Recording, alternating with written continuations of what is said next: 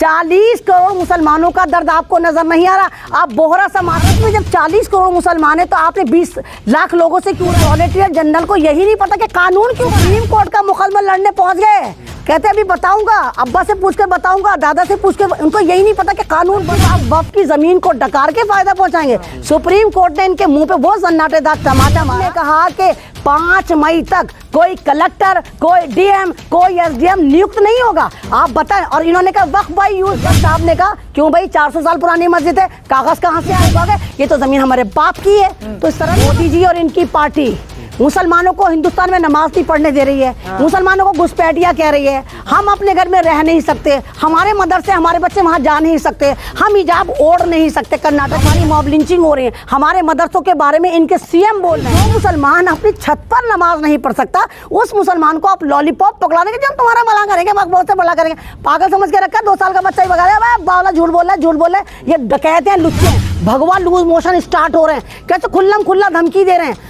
आपने देखा कि इन्होंने कहा कि अगर वक्फ बोर्ड पर मुसलमान सड़कों पर उतरा तो हम जनरल डायर बन जाएंगे। भले हम जरियाना देखा हो कि वक्फ पे 1 साल से वक्फ वक्फ वक्फ वक्फ चिल्ला रहे थे, है ना, वक्फ को हथियाने की तैयारी कर रहे थे। उसके बाद इन्होंने आनन फानन एक कहिए कि लाठी के जोर पे, पावर के जोर पर राज्यसभा से, लोकसभा से पास करा लिया।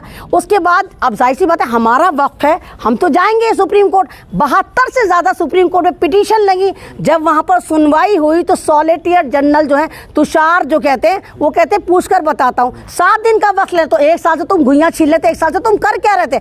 अब मोदी जी जो हैं वो बोहरा समाज के पास गए, कह रहे जी मुसलमान हैं। वो बोहरा समाज जो मात्र 11 लाख है हिंदुस्तान में। मोदी जी 40 करोड़ मुसलमानों का दर्द आपको नजर नहीं आ रहा? आप बोहरा समाज के पास चले गए। अब एक बात बताइए, सुप्रीम कोर्ट आपको देखे, सुप्रीम कोर्ट वक्फ के बिल को देखे, या सुप्रीम कोर्ट देखे अच्छा मोदी जी इस मुल्ला से मिल रहे हैं, इस बोहरा से मिल रहे हैं? तो ये सब ड्रामेबाजी है, आप देश का माहौल खराब कर रहे हैं। अगर आप वाकई इतने सच्चे थे तो आपने 2025 से क्या करा? इन लोगों का ड्रामेबाजी देखिए। वहां पर कोर्ट में कहते कि जी हमने 20 लाख लोगों से राय ली। भारत में जब 40 करोड़ मुसलमान है तो आपने 20 लाख लोगों से क्यों राय ली? और वो 20 लाख लोगों का भी डेटा आपके पास गायब है, नील बटा सन्नाटा। तो 7 दिन में ये बताए, सरकार बताए कि ऐसा कौन सा बुर्ज खलीफा बनाएगी मुसलमानों के विकास के लिए जो आप सुप्रीम कोर्ट में दिखा कर आएंगे? सिर्फ ड्रामे नहीं। तो 1 साल तक आप क्या कर रहे थे? मतलब आप ये देखिए कि हमारे लिए कितनी शर्मिंदगी की बात है कि सॉलिसिटर जनरल को यही नहीं पता कि कानून क्यों बना है। सुप्रीम कोर्ट का मुकदमा लड़ने पहुंच गए, कहते अभी बताऊंगा, अब्बा से पूछकर बताऊंगा, दादा से पूछकर। उनको यही नहीं पता कि कानून बना क्यों, उस कानून को की वजह क्या है बनने की, वो पूछकर भी 7 दिन में बताएंगे। तो कहाँ पढ़ाई करी? नागपुर में पढ़ाई करी या गोफा में पढ़ाई करी? कहाँ से डिग्री ली? या मोदी जी की तरह आप भी एमए पास और LLB और एमलिब हो गए? बताए ना किस तरह पढ़ाई गए। क्योंकि कोई भी काबिल वकील ये कह ही नहीं सकता कि कानून क्यों बना, मैं 7 दिन का वक्त ले रहा हूं, पूछकर बताऊंगा। तो घुइयां छीन रहे थे, आपके पास तो केस स्टडी होगी। तो ये सब ड्रामेबाजियां हैं, ये सिर्फ ड्रामेबाजी कर रहे हैं। और मैंने कहा ना कि वक्फ को ये कुछ कर नहीं सकते, बोर्ड की लड़ाई है, चौकीदारी की लड़ाई है, और वक्फ हमारा है और इंशाल्लाह हमारा रहेगा। ये बोर्ड की लड़ाई है, आपका है, लेकिन आपने मुसलमानों का फायदा तो नहीं पहुंचाया ना। नहीं तो हाँ, तो सुनो ना, फायदा किसने नहीं पहुंचाया? चौकीदारों ने नहीं पहुंचाया। जिस वक्त पे बोर्ड बनाया गया, जितने भी चेयरमैन बने, हिंदुस्तान के 33 वक्फ बोर्ड थे, उनके जितने चेयरमैन बने, मेंबर बने, ये गद्दार, ये मुनाफिक, ये सारा लूट खसोट करके खा गए। मोदी जी अगर वाकई मुसलमानों के इतने बड़े हितैषी हैं, बिल्किस बानो कौन थी? इंसाफ मिला गुजरात में, आपके ही तमाम चाहने वालों ने, पार्टियों के तमाम बलात्कारियों ने उनका रेप करा, और उसके खानदान के, बिल्किस बानो के खानदान के 14 लोगों को मार दिया। और आपने 15 अगस्त वाले दिन उनको संस्कारी कहकर रिलीज कर दिया। आप बताइए कौन से मुसलमान को आप इंसाफ दे रहे हैं? महिलाओं को नहीं, महिलाओं को नहीं, महिलाओं को फायदा हो रहा तो नहीं। तो अच्छा, कौन विधवा हो जाती है? तो मोदी जी सिर्फ विधवाओं को फायदा पहुंचाएंगे। कितनी मुसलमान लड़कियों के शौहर छोड़कर भाग जाते हैं, उनके लिए आप क्या करें? मतलब विधवाओं को ही आप फायदा देंगे? ये ड्रामेबाजी है, ड्रामेबाजी ना करें। क्योंकि बिल्किस बानो भी मुसलमान लड़की थी। ये जितने आपने पहलू खान, जितने लोग यहाँ पे मॉब लिंचिंग, मुसलमानों की 200 से ज्यादा मॉब लिंचिंग हो गई है। आसिफ, जुनैद, नासिर, कितनी मॉब लिंचिंग हुई, वो सारे के सारे मुसलमान थे। उनके परिवार को तो आपने कोई फायदा नहीं पहुंचाया। मतलब सिर्फ आप वक्फ की जमीन को डकार के फायदा पहुंचाएंगे। सुप्रीम कोर्ट ने इनके मुंह पे वो सन्नाटेदार तमाचा मारा और कहा कि जब आप ये कह रहे हैं कि ये मुसलमानों की प्रॉपर्टी है, तो आप बताएं कि तिरुपति मंदिर है, मठ है, और हिंदुस्तान में जितने मंदिरों की कमेटी है, क्या उसमें आप मुसलमान को लेंगे? उनमें तो साफ लिखा हुआ है कि खुद वहाँ के इन्होंने जो एक कानून बना रखा, उसमें लिखा हुआ है कि मंदिर और मंदिर जो मठ हैं, इनके प्रबंधक जो होंगे वो सारे उसी कम्युनिटी के होंगे, यानी हिंदू हो गए तो वाह, हमें क्या तूने पागल समझ रखा है, हमें शिकारपुर का समझ रखा है कि हम तो तुम्हारी कमेटी में नहीं जाएंगे, लेकिन तुम अब बाबा तूले बन के हमारी कमेटी में होगा। क्यों? तुम्हारे बाप का राज चल रहा है, हिंदुस्तान संविधान से चलता है। वक्फ कैसे नहीं कि तुम हथियार लोगे, बेशक तुम ड्रामेबाजी कर लो। कोर्ट ने कहा कि 5 मई तक कोई कलेक्टर, कोई डीएम, कोई एसडीएम नियुक्त नहीं होगा। आप बताएं। और इन्होंने कहा वक्फ बाई यूज, वक्फ बाई यूज। कोर्ट ने कहा वक्फ बाई यूज का मतलब जो है, आप बताओ ना कि क्या करोगे। तो सॉलिसिटर जनरल की मासूमियत पर हाय कौन न कुर्बान हो जाए। कहते हैं जी अगर हमें कागज दिखा देंगे तो वो जमीन इन्हीं की होगी। तो जज साहब ने कहा क्यों भाई, 400 साल पुरानी मस्जिद है, कागज कहां से आएगा? तुम तो सीधे मुतवल्ली को जेल करने की तैयारी कर रहे हो ना, कि जो उस मस्जिद में, मदरसे में जो उसकी निगरानी करे, तुम तो पकड़ के जेल में डाल दोगे कि जो तुम्हारे पास कागज नहीं। फिर कौन कहोगे ये तो जमीन हमारे बाप की है। तो इस तरह नहीं होगा। सुप्रीम कोर्ट ने अच्छे से इनको लताड़ मारी है। देखिए अहमद जी, सवाल ये है कि कह रहे हैं कि मुसलमानों को भला कर रहे हैं। असम में मुख्यमंत्री कह रहे हैं कि मदरसे तोड़ देंगे। योगी जी कह रहे हैं कि छत पर नमाज नहीं पढ़ने देंगे। वहाँ होली के टाइम में मस्जिद को ढक दी जाती है। तो क्या ये इंसाफ दिलवा रहे हैं क्या, या ऐसे ही मोदी जी बहला रहे हैं लोग? मैंने क्या कहा कि मोदी जी और इनकी पार्टी मुसलमानों को हिंदुस्तान में नमाज नहीं पढ़ने दे रही है, मुसलमानों को घुसपैठिया कह रही है। हम अपने घर में रह नहीं सकते, हमारे मदरसे, हमारे बच्चे वहाँ जा नहीं सकते, हम हिजाब ओढ़ नहीं सकते। कर्नाटक में देखा क्या ड्रामा करा था इन्होंने, है ना। हमारे जो बड़े बड़े बुजुर्ग हैं, धर्मगुरु हमारे बुजुर्ग हैं, वो दाढ़ी नहीं रख सकते, वो टोपी नहीं ओढ़ सकते, उनकी मॉब लिंचिंग कर। तो कौन से मुसलमान है जिनका आप भला करें? और आप ये कह रहे हैं कि हम घुसपैठिया, आप हमारे ही घर से हमें भगा के हमारे ऊपर एनआरसी करने की तैयारी कर रहे थे कि मुसलमानों को भगाएंगे, यहाँ भगाएंगे, वहाँ भगाएंगे, यहाँ रहने नहीं देंगे। तो नहीं, हमें करंट लगा रहे थे ना कि बाबरपुर में ऐसा बटन दबाओ। अमित शाह फरमा रहे थे कि बाबरपुर में ऐसा बटन दबाओ कि करंट शाहीन बाग तक जाए, लेकिन हमने इनके वो करंट लगाया कि हर तरफ से, इनके ऊपर से नीचे तक, इनके सब तरफ से इनके खूब अच्छे से लहरें दौड़ी।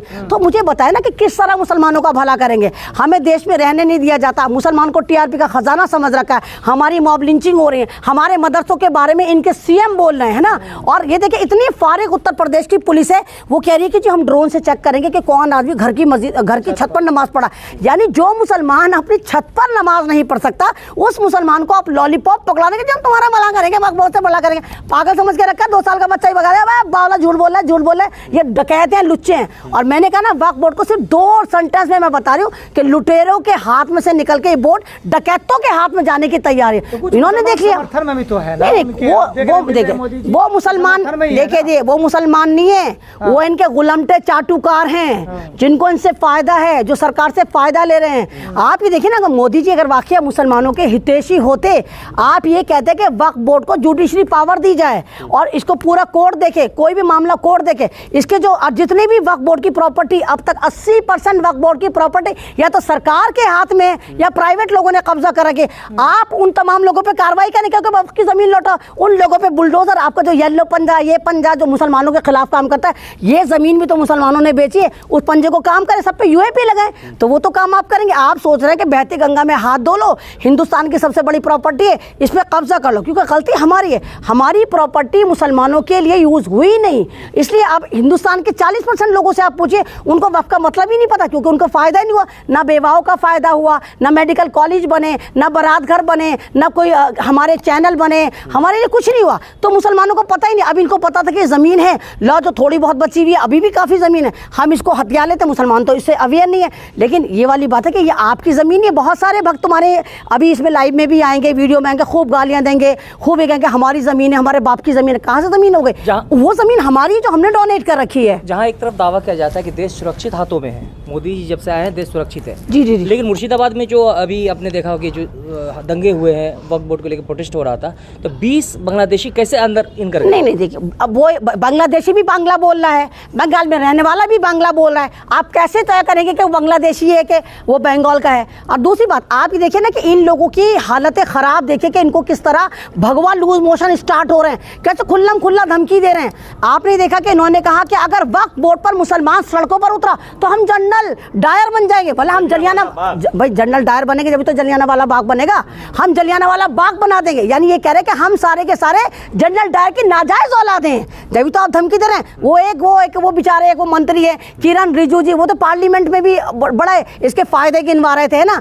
अब वो सुप्रीम कोर्ट की सुनवाई से पहले सुप्रीम कोर्ट को खुली धमकी दे रहे हैं। फरमाते हैं जनाब कि सुप्रीम कोर्ट ने अगर वक्त पर हमारे हक में फैसला नहीं दिया तो हम कानून के यानी उसमें भी अमल दखल करेंगे, हम न्यायपालिका में भी उंगलीबाजी करेंगे। मतलब आप तो खुली धमकी दे रहे हैं ना कि हमारे हक में फैसला दे दो, बाप का राज चला। क्योंकि इससे पहले भी सुप्रीम कोर्ट के काफ़ी सारे जजों ने इनके फेवर में फैसले करे, उनको इन्होंने गवर्नर बनाया, तो किसी को इन्होंने सांसद बनाया। तो ये ड्रामे चल रहा है, और यही इनको क्योंकि पता कि बाबरी मस्जिद का फैसला इन्होंने सुप्रीम कोर्ट की पावर से लिया था, वो तो सुप्रीम कोर्ट ने बाबरी मस्जिद को शहीद करवाया या राम मंदिर बनवाया, अदरवाइज को इनका तो कोई करिश्मा था नहीं उसमें। तो इनको लग रहा है कि सुप्रीम कोर्ट की पावर पे हम मुसलमानों को जिंदगी हराम कर देंगे, तो हमारी जिंदगी बिल्कुल फिलिस्तीन जैसी करना चाहते हैं। वो तो अल्लाह का शुक्र ये कि जैसे गाजा जो एक लिमिटेड एरिया में, लेकिन हम पूरे हिंदुस्तान में फैले हुए हैं, तो इसलिए हमारा अभी इतना नहीं कर पा रहे। लेकिन ये चाह रहे हैं कि मुसलमानों को चारों तरफ से घेर के मारा जाए और इनकी जमीनों को